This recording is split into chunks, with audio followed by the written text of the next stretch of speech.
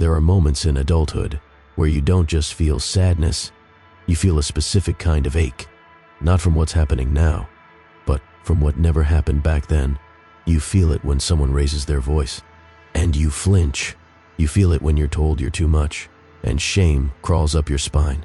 You feel it when you succeed, and still wonder if you're lovable. That ache is not weakness, it's memory. It's the echo of a younger you, still frozen in time, waiting for the moment they're finally seen. Carl Jung knew this ache well. He didn't call it pathology. He called it the child archetype, the part of us that holds the original wound, but also the key to original wholeness. This child is not immature. They are timeless. They carry both the trauma and the treasure. But healing this child doesn't require complicated rituals or years of intellectualizing. Sometimes it begins with a whisper, 8 words, spoken inward, felt fully. You didn't deserve what happened to you. That's it. And if your body just reacted with chills, tears, or silence, that was your proof. Your inner child heard you. Why these words work: Jungian explanation plus subconscious shift. You didn't deserve what happened to you. 8 words. But inside them, something ancient unravels. Because these aren't just words. They're a rupture in the spell, a quiet rebellion against the part of you that internalized pain as identity. Carl Jung taught that when trauma occurs in childhood, the psyche does something brilliant and tragic. It creates meaning. But because a child can't hold others accountable, the meaning it forms is always turned inward. They hurt me becomes, I must have been bad. They left becomes, I must not be worth staying for. They ignored me becomes, I must be invisible. And these meanings, unconscious, invisible, unspoken, become the blueprint for how you show up in life, not as a choice, as a reflex. When you speak these 8 words, you didn't deserve what happened to you. You are doing something radical. You are rewriting the origin story. You are handing the pen back to the one who never got to speak. This is not affirmations. This is inner liberation. Jung called it integration, not fixing the child, but folding them back in, not because they were wrong, but because they were right. To feel hurt, confused, and afraid. They weren't the problem. They were the signal. The moment you start talking to your inner child differently, there comes a day, not marked by a calendar, not announced with fireworks, when your tone toward yourself softens. You catch the old voice rising. You're being dramatic. You need to toughen up. You're so sensitive. And instead of obeying it, you pause. You turn inward. You see that small version of you. Maybe crying, maybe frozen, maybe just tired of being strong. And for the first time, you don't silence them. You sit beside them. You didn't deserve what happened to you. You say it again and again until your nervous system starts to believe it. Carl Jung believed in the healing power of dialogue with the unconscious, not through force, but through attention. Because when the child within you feels heard, something profound begins to shift. You stop choosing partners who recreate the wound. You stop seeking validation from people who can't offer it. You stop betraying your boundaries just to feel safe.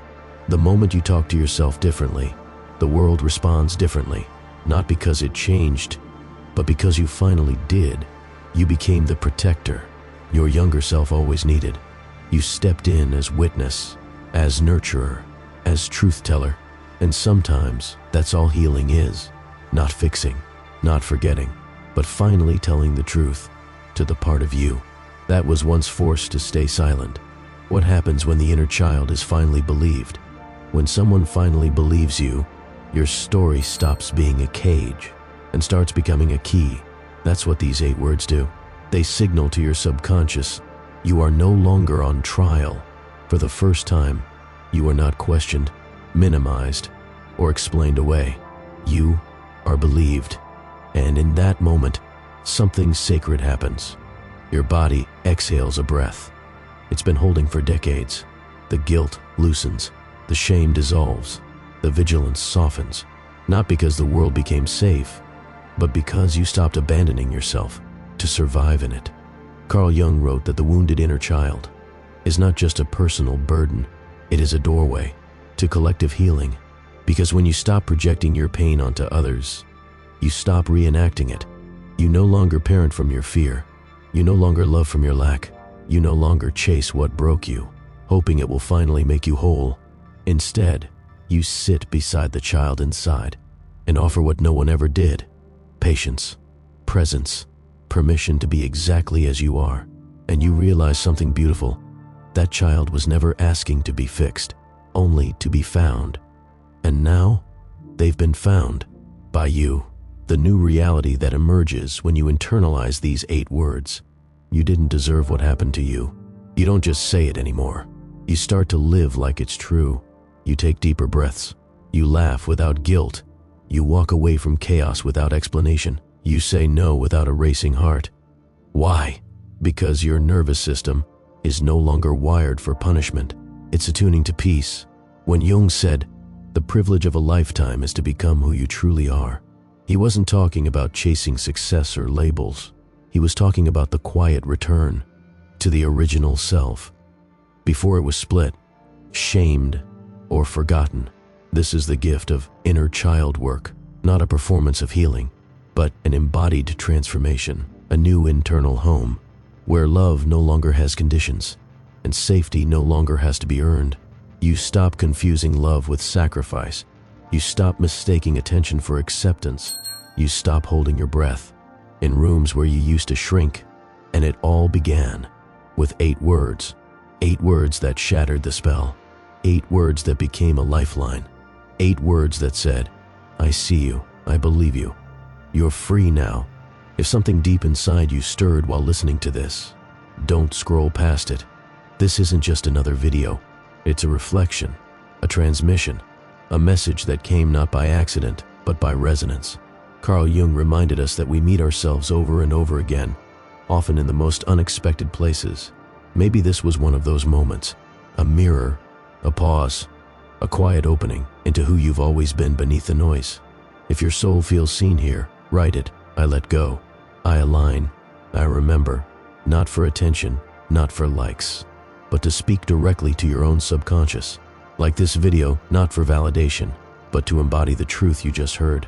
Subscribe, not because you need more content, but because you're ready for deeper clarity, deeper healing, and deeper return. This isn't just a channel. It's a remembering space, a place where those who are done performing finally come home to themselves. And if you know someone who's still chasing everything except themselves, share this with them. Because as Jung said, those who look outside dream, those who look inside awaken. And maybe, just maybe, this is your awakening. In a culture that glorifies doing, stillness is rebellion. In a world addicted to chasing, remembering is power. So pause, breathe, and trust this. You were never missing anything. You were only ever meant to return.